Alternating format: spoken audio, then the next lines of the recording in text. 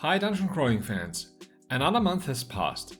Time just flies by as the year comes to an end. What is also slowly coming to an end is the closed beta of Monomyth.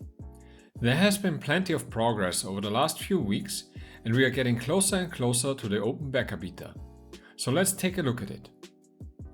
This month I continued polishing mechanics. Last time I mostly did things related to melee combat. So I thought I could as well arrange these polishing phases around different playstyles. Generally speaking, there's a distinct playstyle for warriors, mages and thieves. So I started this month by making some last changes to the warriors playstyle. To keep it short and simple, I removed the shield bash and added kicking. I tried keeping it as balanced as possible and it strongly depends on your available stamina. Unlike other attacks, its stamina costs are set to a certain percentage. So you will always require, let's say, a third of your stamina when you kick. When the kick lands, your enemy either falls down or is pushed back, depending on your stamina. Of course, kicks are only really useful against humanoids. Most of this month's work was focused on the mage's playstyle. I reworked casting mechanics, spell acquisition, spell mechanics, and I also gave some spells a visual workover.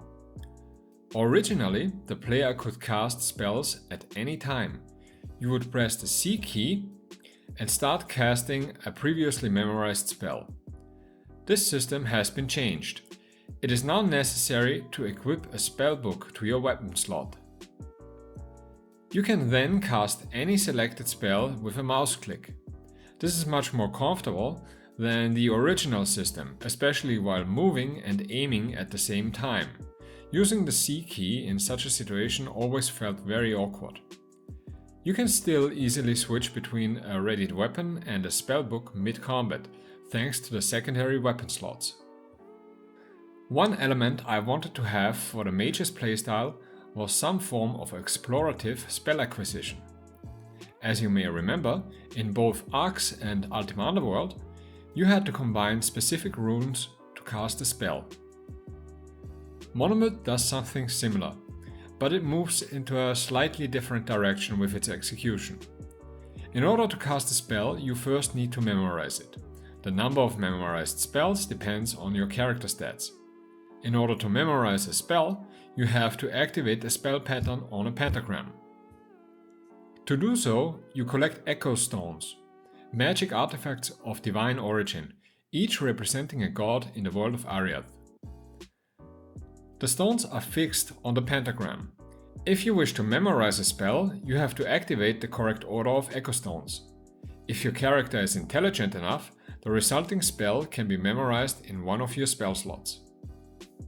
You will still find scrolls throughout the game, but these will just contain the required pattern for the spell. You can always memorize a spell once you have the correct Echo Stones. Once you find the correct combination, it is automatically added to your spellbook. Many of the spells also have different levels now. The Magic Arrow spell was completely reworked both mechanically and visually.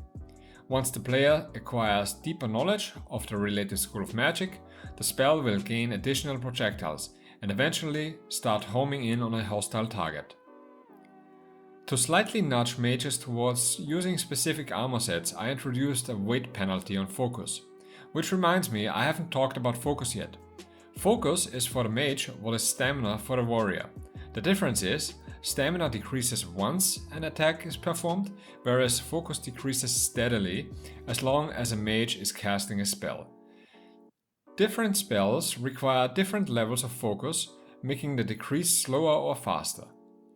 Once all focus is gone, the spell either automatically releases or fizzles, depending on whether or not it was fully cast at the time. If a mage carries all plate armor, his focus will decrease much faster due to the aforementioned penalty. The final part of this month's work was focused on the Thieves playstyle. First, I fixed a lot of issues that still existed with archery.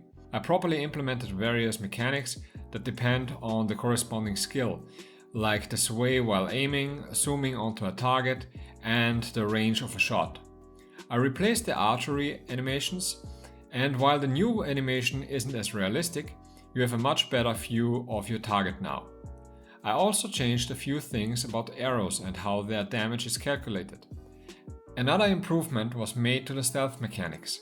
I entirely reworked how audio stimuli are registered.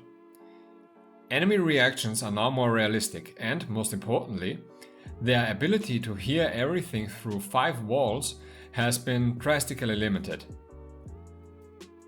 Just like with magic, there is a weight penalty on sneaking. The heavier your equipment is, the louder your character will be. Besides all of this, I implemented various bug fixes and a text log for the player to take notes in. Now that I have finalized most of the mechanical polishing, I will move on to the more general things and mostly polish content and some visuals. Once this is done, the Open Beta Beta will finally start. With the start of the Open Beta Beta, all backers will receive their keys. I still have to work out some of the details concerning the method of distribution, but you will likely get a retrieval link, for example from Humble Bundle or a similar site. Until then, I'll keep you updated and see you soon.